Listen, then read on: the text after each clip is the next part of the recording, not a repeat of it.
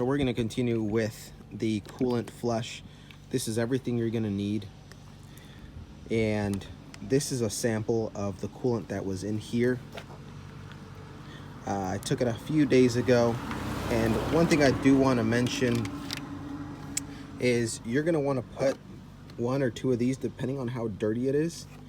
You want to suck out some of the coolant from here with a turkey baster, make sure the engine is cool, suck it out, and then put 2 of these, and then the final one you're going to do it the day of, which is today. We're going to use this final one. So if you are going to replace your thermostat while you're at it, it's a cheap part, might as well do it.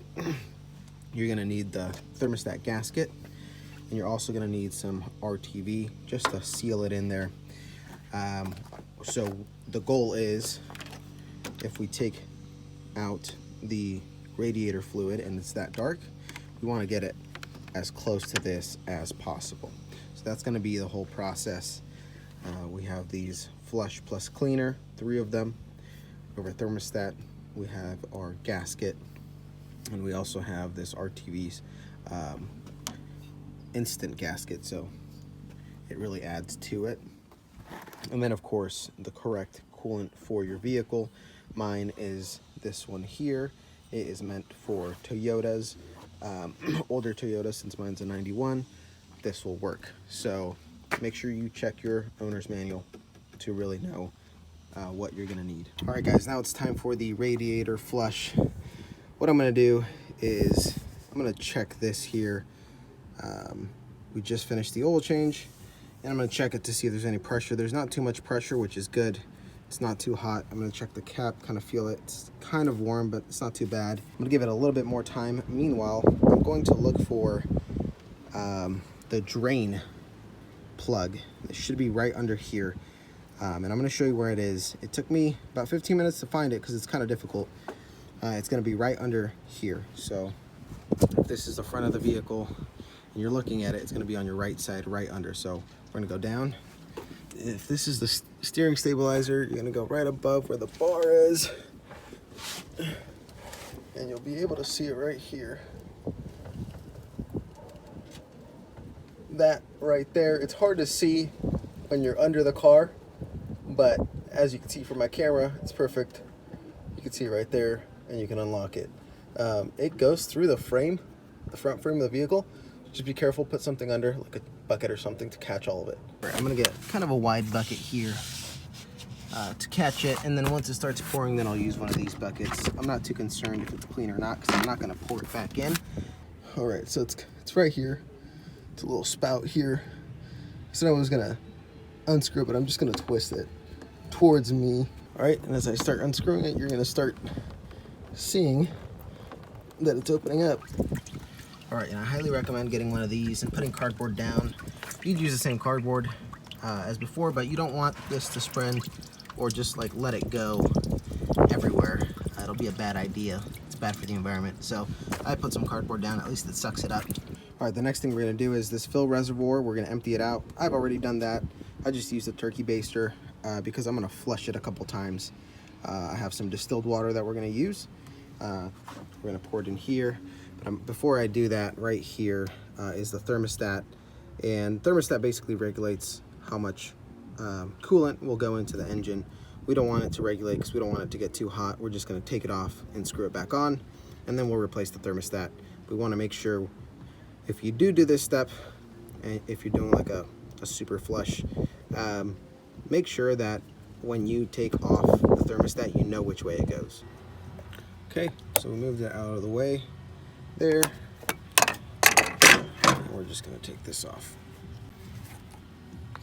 And if you look in there, it is in desperate need for a flush. So I am really happy we're doing this. It's kind of hard to see in there, but it is gunky. All right, the next thing we're gonna do is we're gonna unscrew 2 hose clamps, this one and this one down here. That way it's out of our way, and we'll screw them back in later. We'll set this aside for when we put the new thermostat in. Now that we've moved this out of the way, we can just kind of move it aside here, And we're unplugging this here. I'm gonna unplug that. You just kind of push this down here. Push that down and unplug that. That's one thing that we're gonna do. We're unscrewing right here, and there's another screw over there. And we're loosening up these hoses, and we're just gonna pull these out. Okay, and that one looks like it's in some need of replacement here. That's not good. So we do the same thing for this one right here. There's also one more wire that connects right there. You just kind of push it down as well, like this, and it just comes right out. Be gentle, you don't want to rip this. I believe it's some sort of sensor. And we took both of the hoses out, and as you can see, they need some cleanup. So while we're here, we're gonna clean that up. There's two vacuum lines right here that are kind of hard to pull off. Again, this is a 30-year-old vehicle. I doubt that these have ever been removed, so be careful with these. Now that everything's kind of loose, I'm gonna finish taking this part out over here. Now, as you're pulling this out, you want to be very careful. You don't want to break anything that's still attached to it, so make sure that everything is removed. This is sealed with a gasket, so just be careful. I had to use some force to take it out, but I was very careful as to like pull upwards. And so there we go. That is the thermostat, and like I said, and I suspected, it was in dire need of replacement. And look at the inside. We definitely need a flush, so it's a good thing we took this off. All right, now that it's pulled off, we can pull off this thermostat here. It looks like it might have been the very first one ever installed here. But yeah, definitely needed to be replaced. And you'll notice there's a little gasket on the inside. The replacement thermostat should come with a gasket, and you see this one was tore up already. All right, now what we're gonna do is we're gonna put everything back together. We're gonna put this back on, but we're not gonna put the thermostat in because we want it to actually flow through. We want the coolant and the distilled water to flow through and therefore be a super flush. And we're gonna do this multiple times, so I'm gonna show you the process. All right, we wanna make sure all the hoses are connected and tight. Do a quick run through. And at the bottom, if you unscrewed it completely, make sure it's screwed back on at the bottom of the radiator. Make sure everything is tight because we're going to be turning it on, and we don't want hot water spraying all over the place. So make sure everything's fit right, and we're going to do the first flush. We're going to use this radiator flush plus cleaner, and as you can see, the water was really dirty, and that's why we need to use this for a third time. If you remember in the beginning of the video, I mentioned that I had put two of these prior to doing this flush because I wanted it to actually soak in the system. So it's been in the system for about 4 days now, and this is going to be, so we've already flushed that out, and I'm going to put another one in just to be sure. I'm going to run it for about 10 minutes with the heater on, so it starts going through the heater core as well. And that will help it really release all of the gunk that's in there, and it will help with the flush. Alright, and I'm going to pour this in there first, and then I'm going to pour some distilled water into it, about 2 gallons. One thing that I'd recommend is as you're pouring this in, just do another check and make sure that nothing is leaking anywhere, and if there is a leak, address it, either put the hose on or tighten the screw. And I'm doing 2 gallons because that's basically what will fill up the radiator completely. Okay, and I know I'm good because I could pretty much touch the water that's in there. So I'm going to go ahead and turn this on. I'm also going to turn on the heater because you're supposed to turn on the heater so it flows a little better. And before you proceed, do a quick check of the engine bay and clean up anything, any type of tools or anything that might be in the way. And just do one last check. You don't want anything to get caught in any of these belts or the fan. All right, it is on. And like I said, we're just going to turn this on. And we're going to let it run for about 10 minutes. All right, now that it's on for about 10 minutes already, I'm going to go ahead and turn it off.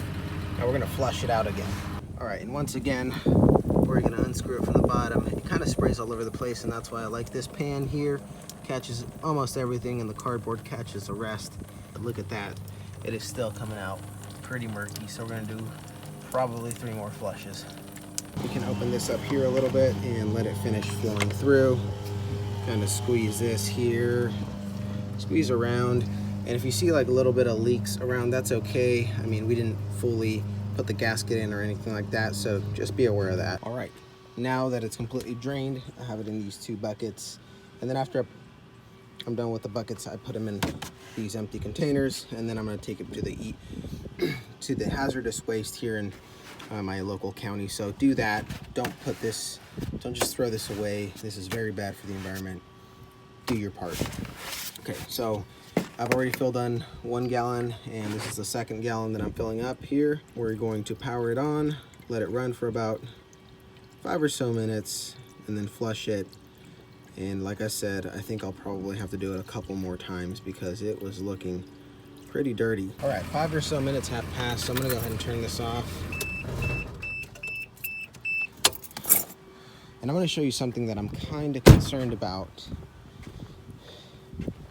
If we walk over here, we're gonna see, looks like oil in the coolant or in the water. It's not coolant. And if we kind of pour like this, you could kind of see it there. That might not be a good sign. So I'm still gonna proceed with the flush. There's not much I can do, and I'm not 100% sure if it is or if it's just because there was oil on that bar where the you know, because it's pouring down, and on that frame there's oil, so that could just be it. So I'm not gonna freak out about it right now. I do have a head gasket tester, and so we're gonna do that after I do the full flush.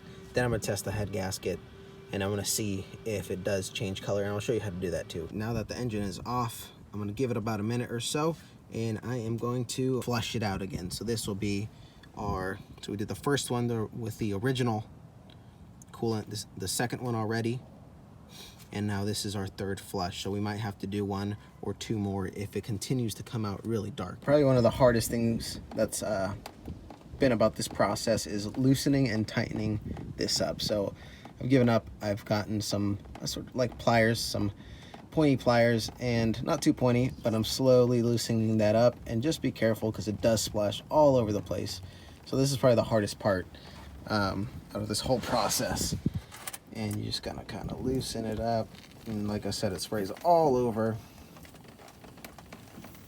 But you gotta point the little head to point downwards. So you see how it's pointing up, point it away from you as you spin it, and point it down. And as you can see, it's still coming out pretty dirty. So we're gonna have to do a few more flushes. Good thing I bought a ton of distilled water, so it should be plenty. All right, and so like I said, remember, open this up here and it will flow a lot faster. Okay, while I wait, this like overflow spout here, I'm gonna just empty this out. I thought it was screwed in. It's not. You just kind of pull it out like that. Move that to the side there, and it comes right out. And as you can see, it just kind of slides right in. I'm gonna pour this out, and if we look in there, it's pretty dirty, so I'm gonna wash it out with the hose. Look at how dirty that is. Disgusting. Yeah, it definitely needs to be washed out with the hose and cleaned out. Yeah, look at that. Probably hasn't been done in 30 years. All right, I'm just gonna get a hose, wash it out a couple times, and clean all that gunk out. Just a couple times, just to get it cleaned out. All right, I cleaned it out multiple times. It's not perfect.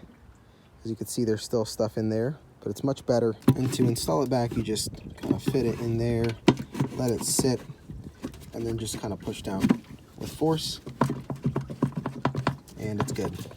Installed. Super easy, super quick. And if you want to, if you're really picky, you could clean this out. While I'm waiting, I might as well clean out this hose here. All right, this is all cleaned up, nice and clean. Took out the mustard I could. Fit it back on there.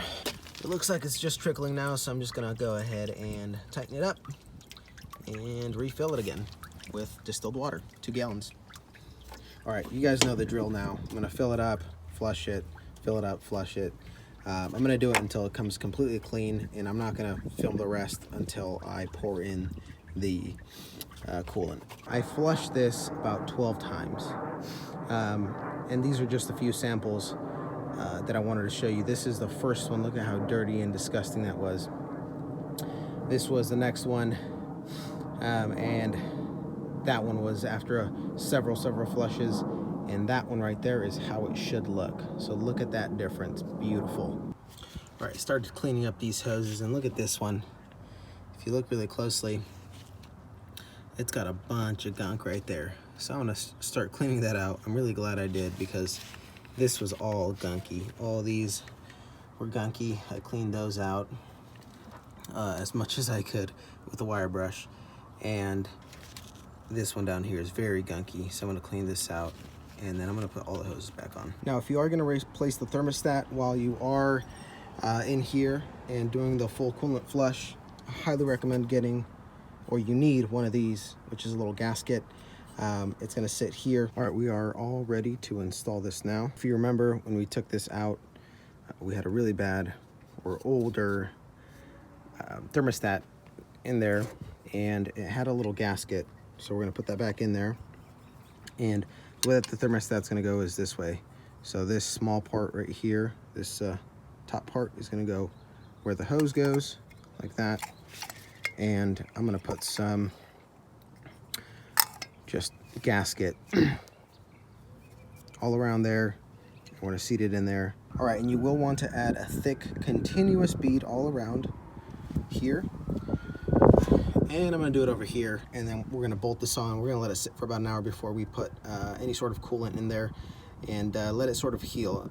An hour is the recommended time for it to heal, and then a full 24 hours is what it takes to fully heal. Okay, perfect. So we have the housing on, it's bolted on. We're gonna let that sit for about an hour. While we're waiting, we're gonna put on all the hoses and make sure everything's tight and sealed. All right, and the last thing to do is fill it up with coolant. I used 3 of them total, so fill it all up, close the coolant cap, and you should be good to go. One last thing I want to show you is that difference. Such a crazy difference that we see here from the original all the way to how it should look now. What a change. All right, we're all done with this video and the full coolant flush and refill. There's no leaks of coolant. Everything is good and solid and working. So we are good to go. In the next video, I'm going to show you guys how to test for a combustion leak or a bad head gasket. So I know I mentioned it briefly in this video, and I'm going to show you how to do it in the next one. And I did want to show you very briefly how many jugs of water and coolant I'm going to go take to the local hazardous waste. That's how many times I flushed it, so quite the work.